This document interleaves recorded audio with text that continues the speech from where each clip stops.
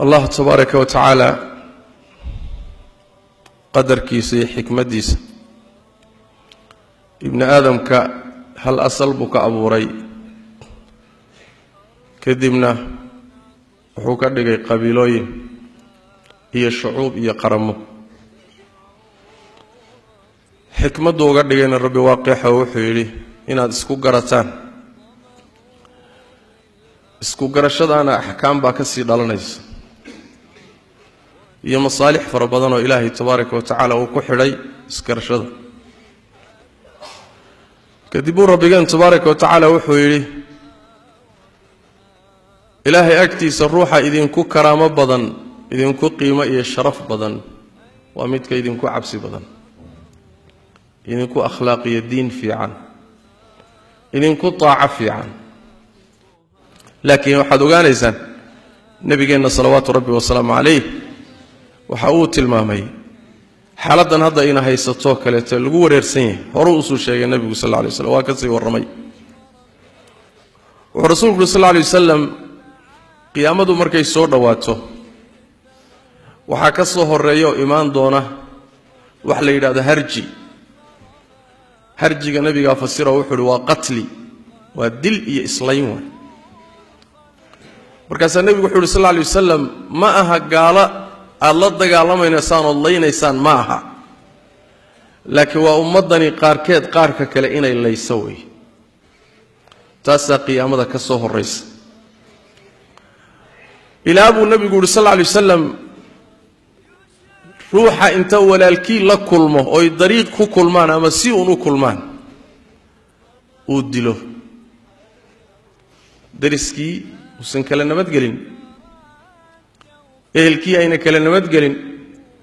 jaliiskii kula fadhiyay aadan ka nabad gelin cidna aadan aaminin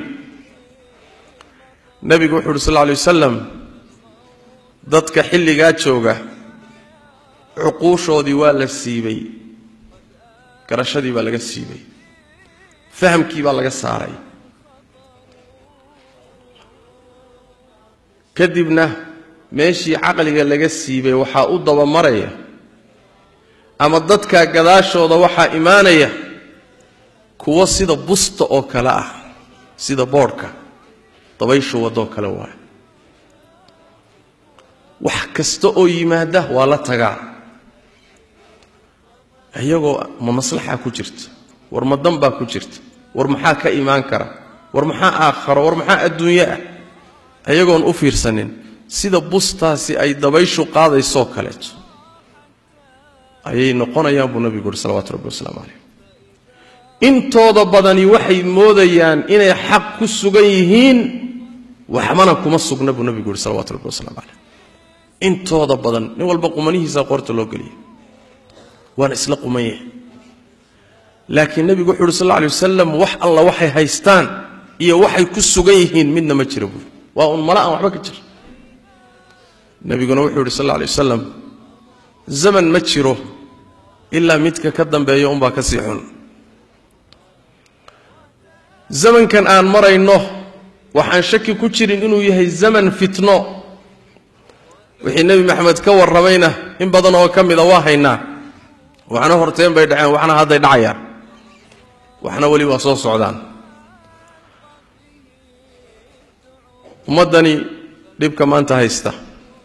meel kastood fiirisaba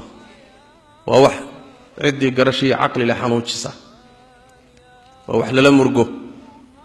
ووحل لسحن واي ووحاد الله لحنون صدو روحي الضمير كتشرو وحل لحنون صدو ويقيب سنتي عدو جيدي بوجبت ولوسو دولي دول كيدي بالله يستا خيرات كيدي بالله قرانيا ايدي با لسكو صليدايا وقالكي شاتي وحو أصول حرانيا إنو ضناهيدي مصالح هذا كشقينيا أيدينا دحدادا إني وح فهمته وحقيقة فهمته ومصلحة هذا فهمته ووعي قرشي يلته ما هيس وحدر وحين نقطي ضاق nin walba u bannaan nin alla ninkii rabo uu daaqo cidina ayna cid ka xigin wax alla wixii afkaar kharibnaa oo dhan ayaa ku soo wajahantay afkaar khariban oo dhan adduunka jirtay kaniisadii baa ka shaqaysanaysa tansiirkii baa ka shaqaysanaya caruurtoodii iyo gabdhahoodii iyo wiilashoodii baa la gaalaysiinaya magacyo kala gedisan dan lagama leh wax sii weynba ma aha afkaar shaati islaam huwan oo inxiraaf iyo fasaad xambaarsan meesha waa iska bannaan tahay nin walowba wadaantaada ku tuuro takfiir iyo quluwi iyo madhabkii khawaarijta ayaa magac jihaad lagu soo galiyay markaasaa dhiigooda lagu banaystay oo culimadoodii lagu laayay oo dalkoodii lagu burburiyay oo wax wabayala aan lahayn shiica soo gashay oo oodeedii wadata khaasatan manaatiqda muslimiinta ee saaxilka ilaa waqti dheer bay ka shaqaysanayeen waxoogaa waddamadan kale dariska ah magacyo kale gedisan bay ku soo galeen in badan oo ka mid ah suufiyada qullaadda abay garabsanayaan dhowr wiig ka hor bay ahayd markii la ii keenay kutubta shiicada ee maraajicda ah kuwii ugu muhiimsanaa uguna khatarsanaa oo lagu qaybinayo shaarica toolofka lagu qaybinayo yaa qaybinaya oo dadka gaadhsiinaya waxaa gaadhsiinaya waxay dad fikirka xambaarsan waa magaalada muqdisho markas baa uga furan magac leh klinig iyo isbitaal kaalmo iyo waxtar meeshaasay dadka ka urursadaan dhalinyaro fara badan scholarship iyo minax daraasiyay siiyeenoo way qaadeen oo waxbay soo barayaan telefishinka muqdisho maalin dhoweyd waxaan ku arkayay nin caan ah oon jaamaca alislaamiya ka wada baxnay oo kuliyatul xadiid ka baxay oo shiicoobay oo wax ka jeedinaya war qabiil baa laysu laayay oo gobolaysi baa maanta qoorta laysugu jiraa oo masaa'ibta ummaddan haysata ay wax sahlan ma aha marka ay timaado waxa la yidhahda shiica iyo sunna haddana meesha isku heshay waxa la sugaya maxay tahay dan lagama laha waxoogaa xoolaa la haystaa nimanka meelaha joogjooga waxoogaaga yarkay qaadanayaan baa muhim u ah laakiin ummadda diinteeda inay ximaayeeyaan oo ilaaliyaan muhim ma ah wixii galaya ha galo wixii cunayana ha cuno masaa'ibtaas